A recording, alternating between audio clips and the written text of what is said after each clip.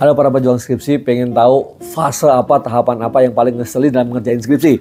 Ya bener, apa itu? Yaitu waktu kamu mengerjakan revisi. Bener nggak? Setelah selesai ujian, nih ujian skripsi nih, kan kamu udah dinyatakan lulus gitu, kan kamu happy banget ya, kamu seneng banget gitu kan. Tapi setelah itu kamu masih diminta revisi.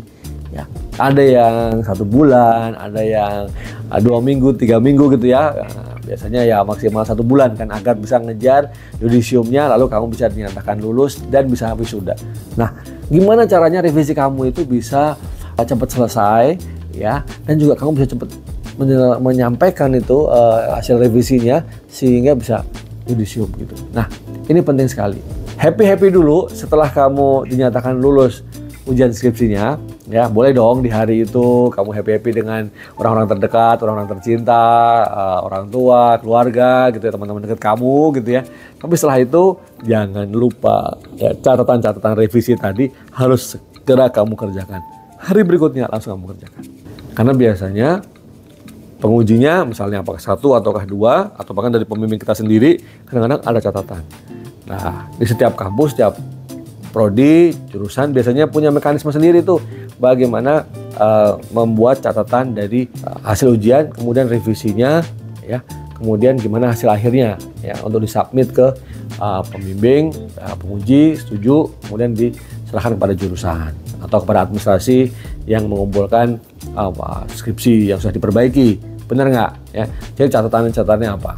Nah, catatan-catatan itu biasanya ya, penguji itu kan call-nya tinggi, jadi dia punya target ya, pertanyaan-pertanyaan yang rumit gitu, atau yang memang dia punya kadang-kadang ini nih, saya punya pertanyaan yang susah ya buat kamu gitu.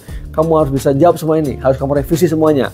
Misalnya 3 poin gitu ya. Beliau ini menanyakan hal yang rumit. Ada yang fundamental gitu. Kadang-kadang, wah ini kamu harus mulai dari awal lagi nih. Kamu harus cari datanya lagi, ngulang dari awal. Metode kamu salah gitu ya.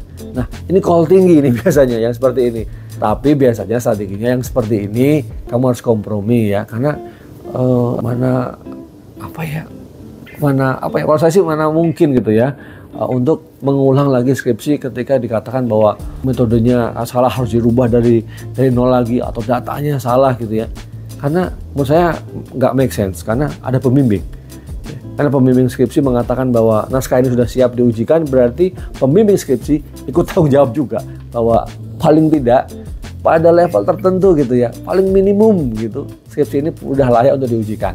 Nah ini penting ya, nanti saya bahas deh di video yang lain bagaimana antara pembimbing dan penguji ini biasanya ada sedikit-sedikit hubungan yang positif negatif lah ya. Tapi itu biasa gitu ya, tapi tidak mengurangi dari skripsi kamu ini agar tetap bisa lulus gitu. Nah ini ya, ketika call tinggi kamu lihat mana yang bisa kamu kerjakan.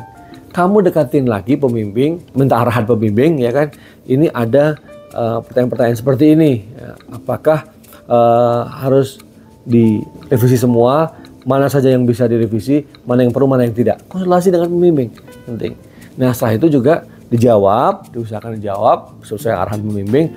Terus datang ke penguji. Nih Bapak Ibu penguji, seperti ini saya sudah mencoba ini. Karena apa? Butuh ACC dari penguji gitu kan. Nah di situ biasanya penguji juga ada yang sudah lebih lunak gitu ya. Biasanya tuh kalau penguji itu garang di waktu ujian itu garang ya. Tapi kemudian ketika ada revisi biasanya hatinya sudah melunak lah, memberikan masukan karena mendukung mahasiswa gitu ya. Karena tahu ini kan salah satu karya ilmiah, salah satu syarat untuk lulus ya, tentu mereka yang penting sudah sesuai standar tertentu dalam sebuah karya ilmiah. Elemen-elemen dari karya ilmiahnya, dari sebuah skripsi sudah dipenuhi. Saya kira gak ada alasan lagi kan untuk menghambat kamu untuk lulus menjadi seorang sarjana gitu ya kan. Nah ini yang penting. Nah, kemudian yang berikutnya adalah kamu dengan pembimbing ya, beliau juga kasih masukan-masukan. Semua hasil revisian setelah kembali dari penguji tadi, setelah dapat ACC dari penguji, kamu lihat dari pembimbingnya, minta juga ACC-nya oke semuanya, semua kamu cetak lagi ya sesuai dengan format standar ya dari kampus kamu, terus kamu submit ya. Apakah ke jurusan, apakah ke satu unit atau layanan yang tempat mensubmit tugas akhir, revisi. Setelah itu, bye. Nah, maksudnya kalau udah dinyatakan diterima, udah yudisium, kamu tinggal tunggu aja dan untuk bisa lulus jadi sarjana dan kamu wisuda. Nah, ini ya cara-cara kalau misalnya ada hal yang ngeselin dikit tahapan dalam skripsi itu, kamu happy, seneng setelah ujian skripsi dinyatakan lulus, tapi tahapan revisi ini krusial ya. Semoga ini membantu. Yang penting kamu punya semangat ya. Kalaupun revisiannya banyak, kamu bisa tetap melakukan itu dan sedikit lagi jadi sarjana ya. Setiap pejuang skripsi layak menjadi seorang sarjana ya. Terima kasih. Jangan lupa subscribe, yang belum subscribe, share kepada teman-teman yang lain ya. Sampai ketemu di video-video berikutnya.